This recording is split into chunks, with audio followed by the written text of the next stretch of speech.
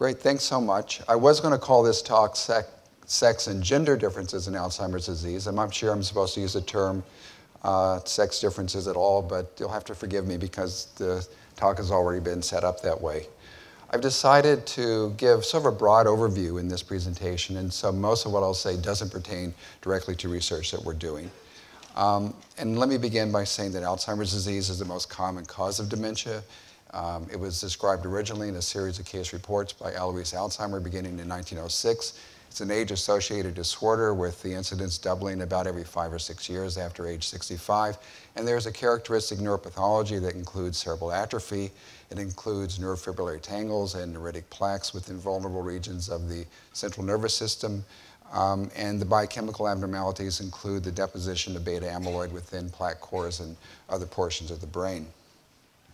I want to begin with a couple of slides illustrating, just to give a sample of the very large literature, and you've heard a lot about this already, in terms of sex differences in cognition, focusing on cognitive aging, and then another slide looking at some animal models relevant to Alzheimer's disease. This work comes from John Morrison's laboratory at Mount Sinai, working with a non-human primate model of cognitive aging. And in rhesus monkeys in the dorsolateral prefrontal cortex, we're here looking at pyramidal neurons.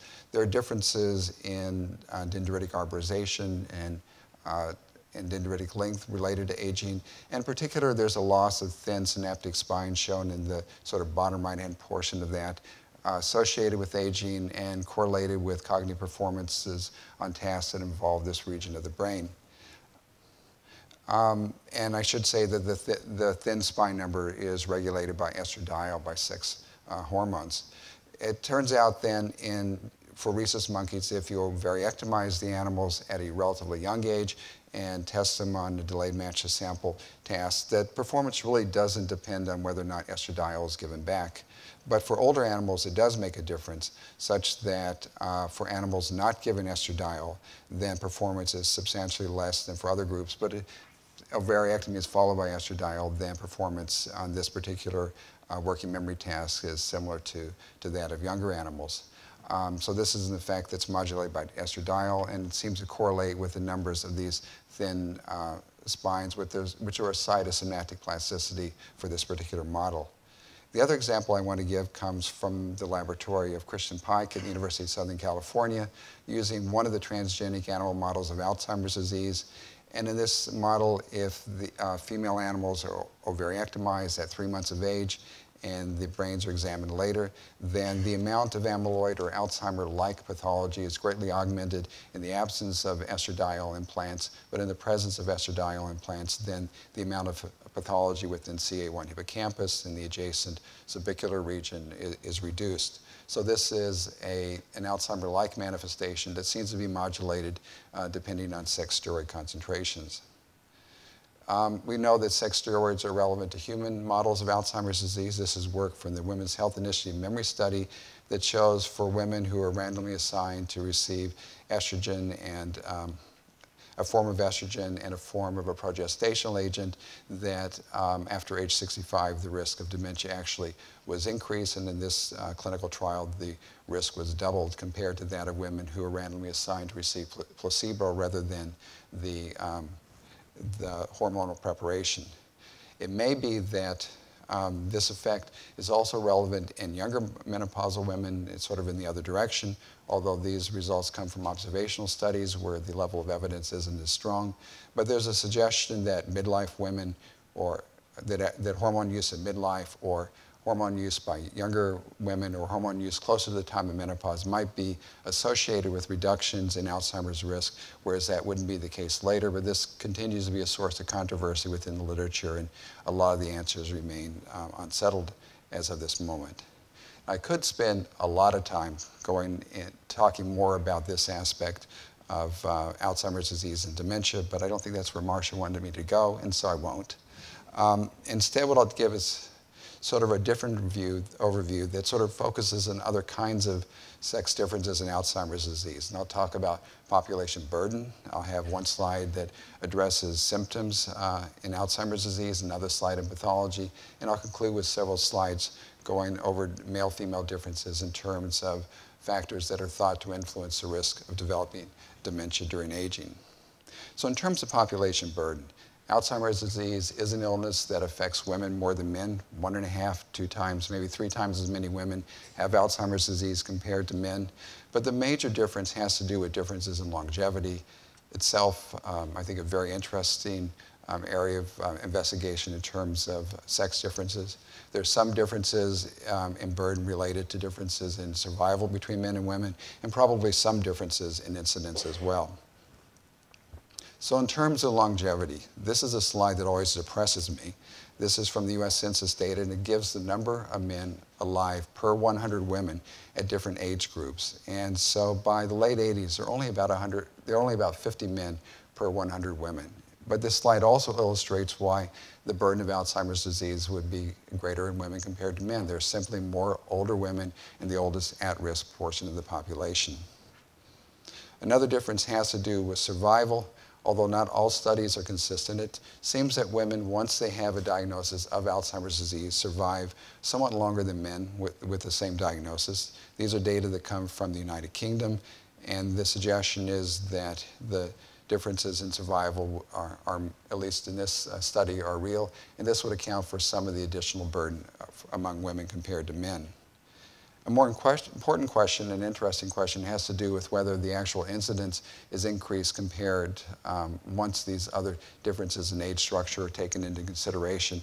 And the answer there is probably yes, but much more modestly so than the overall differences in male-female burden would suggest. This is a meta-analysis that combines, I think, somewhere between 18 and 26 different studies looking at sex-specific incidence rates. And the suggestion here is that the incidence of Alzheimer's disease is indeed higher in women compared to men, but not, again, not nearly to the same extent as the overall population burden might have implied in the first place. So in terms of symptoms, this slide is from an old study that we did when I was much younger and at a different institution.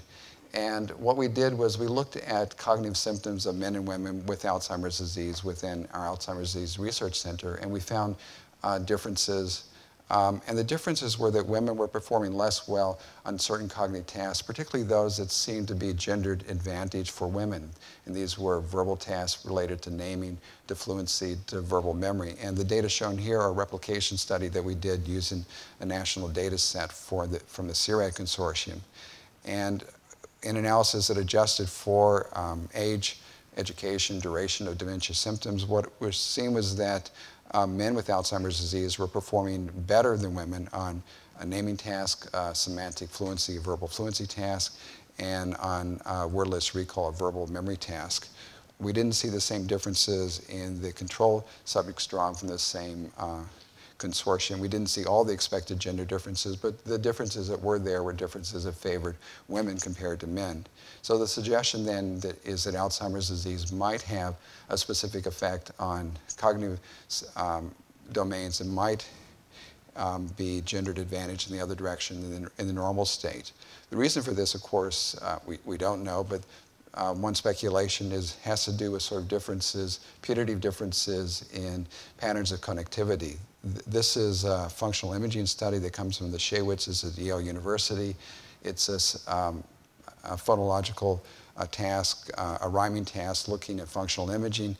And what is shown here on the left-hand part, the lower part of this slide, is that functional activation in men is sort of in the expector region that we all learn about in elementary psychology. The left frontal cortex involved in language functions. But for women, activation was more diffuse and more bilateral. And the possibility is these more diffuse connections might be differentially vulnerable in the kind of pathological cascade that's thought to be occurring in Alzheimer's disease. In terms of pathology, most studies don't suggest dramatic differences in brain pathology between men and women, but the possibility is that women may be more vulnerable to the same degree of pathological burden. This slide comes from work at Rush University, where the global Alzheimer pathology score there refers to a composite measure of plaque and tangle burden, although the differences here are driven primarily by tangle counts, and the probability of dementia. So for example, with a global pathology score of 2, if you look here, there's a difference with women scoring higher. And if you look at the probability of a clinical ascertainment of dementia during the assessment immediately preceding death, you can see that for this given degree of pathology, a man might have roughly 2/3 chance of being adjudicated as having dementia, but for a woman, the chances would have been about 95%. So with the same degree of pathological burden, there seems to be a difference in the clinical manifestations. A couple of years ago, the Department of Health and Human Services commissioned a report looking at factors in the literature that have been associated with cognitive decline or dementia, including Alzheimer's disease. And they sort of broke down the findings into different categories as shown here. They pointed out that the level of evidence was rated low for all the factors except for the genetic factors. And we've already talked about medications in terms of hormone therapy already. And let me mention several examples from some of these other topics. And I'll start with genetic and specifically the gene that encodes apolipoprotein E. Now, ApoE is a lipid transport protein. It transports lipids in the brain during neuronal repair processes, for example. It's regionally expressed within the brain. The regional expression is under estradiol modulation, at least in animal models. And one of the variations, the so-called E4 allele, is the one that's associated with increased risk of dementia, of Alzheimer's disease, compared to the E3 allele. In earlier studies, we showed where I was at the time that the E4 allele seemed to work as a much higher risk factor for women compared to men.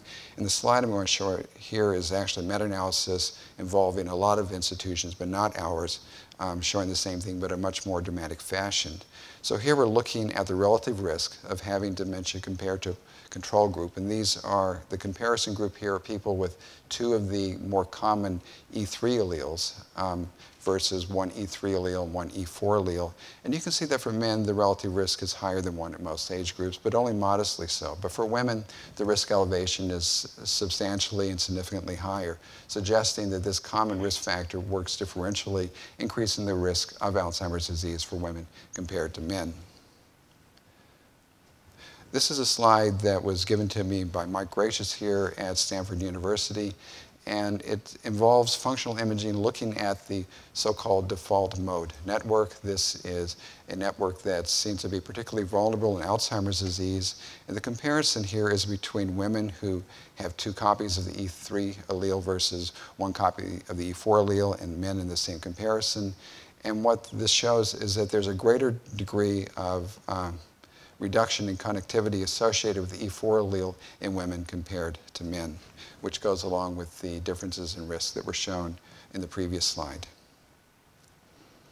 Let me go through some other examples. Some of these are pretty common sense and not particularly highbrow. The Mediterranean diet. It's been in the news recently. It's been in the news off and on for several years. It seems to be good for everything. It's a diet that is variously defined, but includes whole fruits and vegetables. It includes fewer servings of red meat, more fish, and so forth. And this is one of the factors that's also been associated with a reduced risk of Alzheimer's disease. So it turns out that women in several different studies tend to eat better than men, maybe no surprise. And here's a study, for example, from the United Kingdom showing that women compared to men were much more likely to consume the recommended numbers of fruits and vegetables per day. So to the extent that nutrition is important in Alzheimer's disease risk, then these kind of data suggest that there would be gender differences where the differences favor risk reduction for women.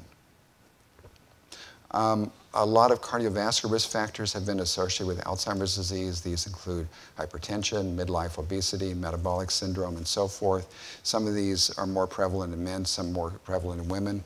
This is a study, a meta-analysis based on carotid atherosclerosis, looking at the prevalence of at least 50% carotid artery stenosis in asymptomatic older men and women. This is imaged by carotid artery ultrasonography. And at both age groups, what this slide demonstrates is that the degree of atherosclerosis is lower in women compared to men. In other studies, some of this difference is related back to differences in sex hormone exposures. But this would be another example of a risk factor where at least this aspect of it seems to favor women over men in terms of risk reductions. Another example is depression.